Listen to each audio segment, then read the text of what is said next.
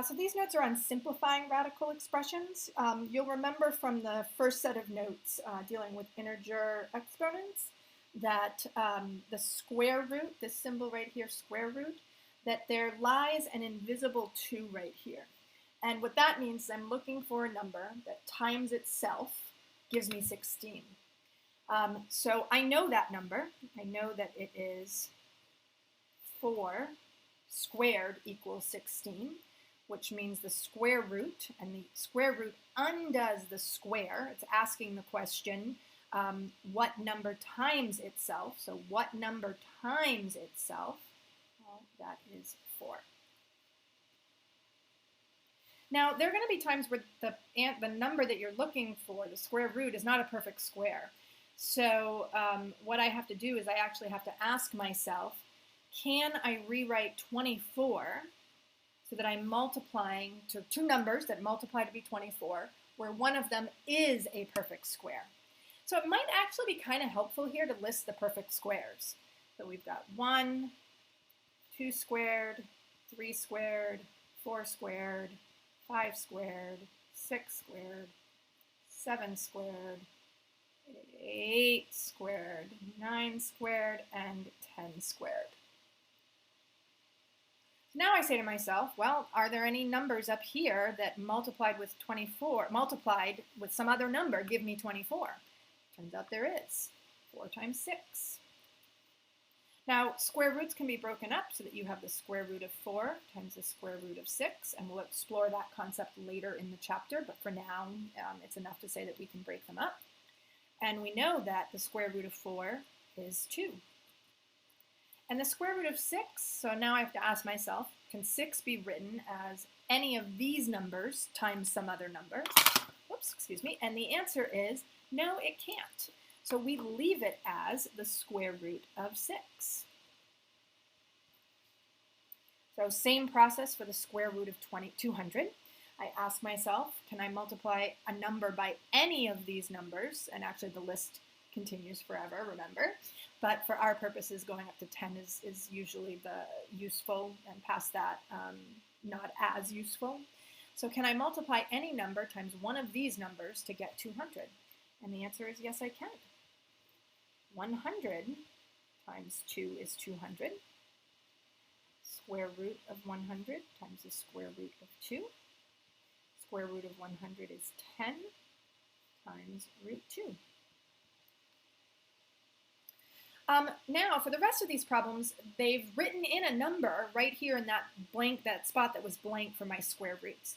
And that's because I'm now looking at a root for a number that's not times itself, but is times once, 2 times 2. I'm looking for a number that's times itself 3 times. So 10 times 10 times 10. So what I have to actually do here is I actually have to have now sort of a list of not my perfect squares, but I need a list of perfect cubes.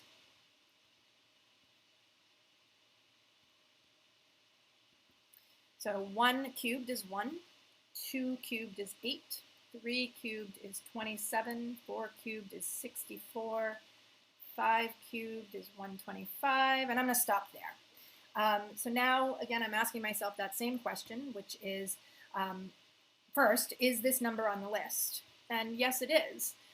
It's where my 2 cube sits. So that means that my cube root of 8 is 2. For the next example, I'm looking for either that 54 is on the list. It's not. So now I'm asking myself, can I rewrite 54 as some number times one of these? And the answer is yes, I can. 54 is 27 times 2. So I have the cube root of 27 times 2, which is the same as the cube root of 27 times the cube root of 2, which is the same as 3 cube root of 2.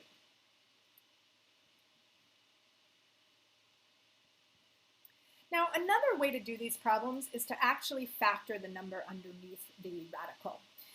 Once I get past cube roots, when I get to fourth roots, fifth roots, sixth roots, it's often just easier to factor the number. Prime factor is what we call it. So the method I use for this is a tree method. So 48, I know that 48 is 4 times 12. I know that 4 can be written as 2 times 2. 12 can be written as 2 times 6. These still say 2, 2, and 2, and then the 6 can be 2 or 3. Which means I can rewrite the fourth root of 48 to be the fourth root of 2 to the fourth times 3. Well, if we go back to the first example, you'll notice that I wrote 16 as 4 squared.